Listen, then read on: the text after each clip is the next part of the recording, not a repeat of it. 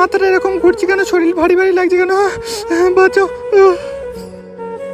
Hello মা, আমি এই টাকা ব্যাংক থেকে তুলে নিয়ে যাচ্ছি, গিয়ে হাসপাতালে ভর্তি করে দিলে দাদার অপারেশনটাও হয়ে যাবে। কোনো চিন্তা করো না, আমি টাকা পাঠিয়ে দেবো। এখনই আমি এই ব্যাংকে যাচ্ছি, ঠিক আছে? যাই ব্যাংক থেকে টাকা তুলতে হবে। কী ব্যাপার, ব্যাংক এত তাড়াতাড়ি বন্ধ করে দিল?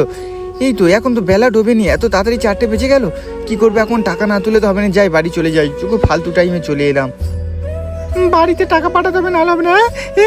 দিদি এখানে পড়ে আছে কেন? এই দিদি কি হয়েছে তোমার? ওটো। আরে দিদি তুমি কথা বলছো কেন? সাইডে তো কেউ নেই আশেপাশে, এখন আমি কি করবো? ফোন পড়ে আছে, দেখি 110কে ফোন করে। হ্যালো অ্যাম্বুলেন্স, এখানে একটা দিদি অজ্ঞান হয়ে পড়ে আছে, একে হাসপাতালে নিয়ে যেতে হবে, তাড়াতাড়ি এসো। হ্যাঁ, এই বাচ্চাটা এখানে বসে কি করছে?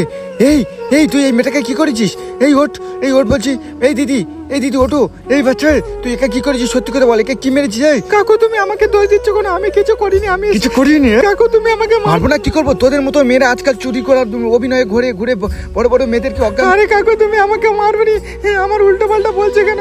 আমি বাড়িতে যাচ্ছিলাম, দেখ না দিদিটা এমনি মেয়েটা পড়ে আছে।